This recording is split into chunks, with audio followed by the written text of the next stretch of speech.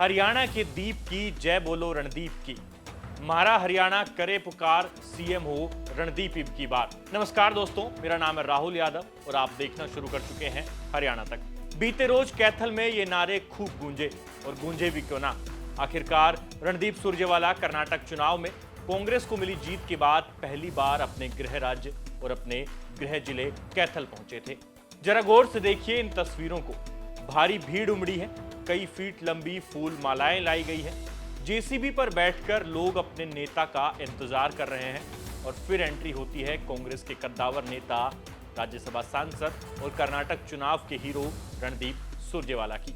गाड़ी की सनरूफ से बाहर निकलकर लोगों का अभिवादन स्वीकार कर रहे सुरजेवाला के हाव भाव बता रहे हैं कि वो पूरे कॉन्फिडेंस में हैं और अपने चाहने वालों द्वारा किए गए इस भव्य स्वागत ने सुरजेवाला के कॉन्फिडेंस को 7वें आसमान पर पहुंचाने का काम किया है।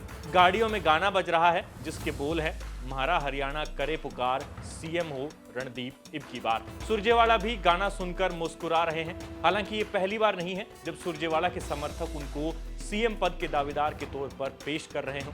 इससे पहले भी ये होता आया है, मगर इस बार ये खास इसलिए है क्योंकि कर्नाटक चुनाव में कांग्रेस को मिली जीत के बाद से रणदीप सुरजेवाला का कद बढ़ गया है, क्योंकि वो कर्नाटक में कांग्रेस के इलेक्शन इंचार्ज थे। ऐसे में जब कर्नाटक की जीत के बाद सुरजेवाला पहली बार हरियाणा आए तो कार्यकर्ताओं ने स्वागत में पूरी जान लगा दी। कैथल में घुसते ही उनका रोड शो शुरू हुआ, जो किसान भवन कैथल तक जारी रहा। इस बीच अनेकों जगहों पर उनका बड़ी बड़ी फूल मालाओं से स्वागत हुआ और किसान भवन में सुरजेवाला को सुनने भारी भीड़ उमड़ पड़ी। सुरजेवाला के इस रोड शो को उनके शक्ति प्रदर्शन के तौर पर भी देखा जा रहा है, क्योंकि पिछले लंबे समय से वो केंद्र की राजनीति में व्यस्त थे, मगर अब हरियाणा में चुनाव आने वाले हैं। ऐसे में सुरजेवाला की नजर एक बार फिर से प्रदेश की ओर मुड़ी है और अब वो हरियाणा कांग्रेस के कामकाज में ज्यादा दिलचस्पी ले सकते हैं। किसान भवन कैथल में उमड़ी भारी भीड़ को संबोधित करते हुए सुरजेवाला ने प्रदेश की भाजपा जजपा सरकार पर जमकर हमला बोला और साथ ही लोगों को ये याद दिलाना भी नहीं भूले कि कैसे उनके रहते कर्नाटक में भाजपा को हार का मुंह देखना पड़ा। आगे आप खुद सुनिए कि सुरजेवाला ने कैथल में मीडिया से बातचीत के दौरान क्या कहा। कर्नाटक में कांग्रेस पार्टी की जीत, श्री राहुल गांधी जी की तपस्या, श्री मल्लिकार्जुन खड़गे की अथाह मेहनत और संकल्प, कांग्रेस के कार्यकर्ताओं के द्वारा चरणबद्ध होकर अथाह और बेशुमार मेहनत और एक नीतिगत तरीके से चुनाव लड़ने का कांग्रेस का तरीका, ये उसके चलते कांग्रेस की जीत कर्नाटक में हुई।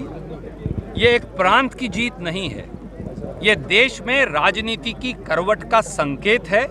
और जैसा अब आरएसएस और बीजेपी के लोग अपनी पत्रिकाओं में लिखने लगे हैं कि ये मोदी जी के नेतृत्व को नकार देने का बिगुल भी है लोगों के द्वारा, क्योंकि लोग जुमलों से थक गए हैं, झूठे वादों से थक गए हैं।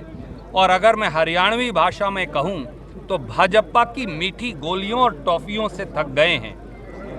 इधर भाजपा जजप्पा सरकार और दिल्ली में मोदी सरकार, दोनों ने मिलकर देश के भविष्य को लूट लिया है, देश के प्रजातंत्र को कुचल दिया है, देश के संविधान को लहूलुहान कर दिया है, देश की संवैधानिक संस्थाओं को रौंद दिया है। और इसलिए देश अब बेरोजगारी के खिलाफ, महंगाई के खिलाफ, भ्रष्टाचार के खिलाफ, नफरत और बंटवारे की आंधी के खिलाफ एक नया बिगुल बजाने को तैयार है। उस बिगुल की हुंकार आपको सुनाई दी कर्नाटक में, पर वो कर्नाटक के 6.5 करोड़ लोगों के साथ साथ देश में बदलाव की करवट की आहट भी है। और अगर मैं ये कहूँ कि एक शंखनाद भी है तो शायद सही होगा। मैं इस बात के लिए अपने आप को सौभाग्यशाली मानता हूँ कि मुझे एक कार्यकर्ता के तौर पर और प्रभारी के तौर पर कर्नाटक की कांग्रेस का नेतृत्व करने का मौका मिला। पर मुझे इस बात की कोई गलतफहमी नहीं कि हरियाणा के 2.5 करोड़ लोगों का आशीर्वाद, हरियाणा के 2.5 करोड़ लोगों का संकल्प, हरियाणा की माटी की संस्कृति और संस्कार, उन सब को हम लेकर चले।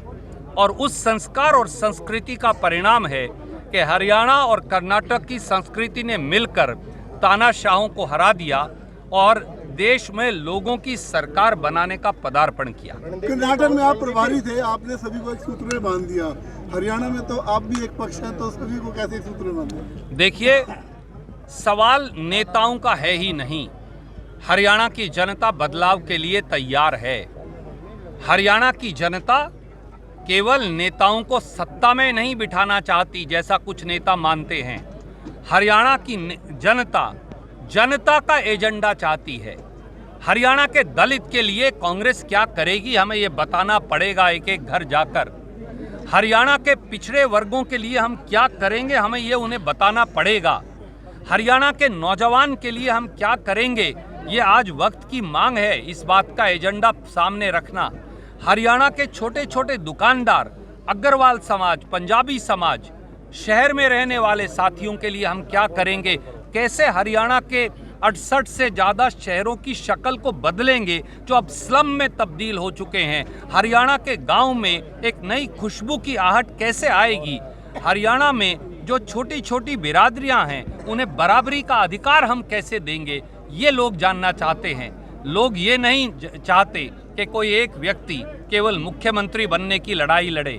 ये लड़ाई मुख्यमंत्री या मंत्री बनने की नहीं, ये लड़ाई हरियाणा में व्यवस्था परिवर्तन की है, जो हम सब मिलकर कांग्रेस में राहुल जी और खड़गे साहब के नेतृत्व में करके दिखाएंगे। जींद उपचुनाव हारने के बाद सुरजेवाला की काफी किरकिरी हुई थी। इसके बाद वो केंद्र की राजनीति में व्यस्त हो गए और फिर जब राज्यसभा का चुनाव लड़ने की बात आई तब भी पार्टी ने उन्हें हरियाणा की बजाय राजस्थान से उम्मीदवार बनाया और वो जीत भी गए। जबकि हरियाणा में कांग्रेस के उम्मीदवार अजय माकन को पर्याप्त नंबर होने के बाद भी चुनाव में हार का मुंह देखना पड़ा था।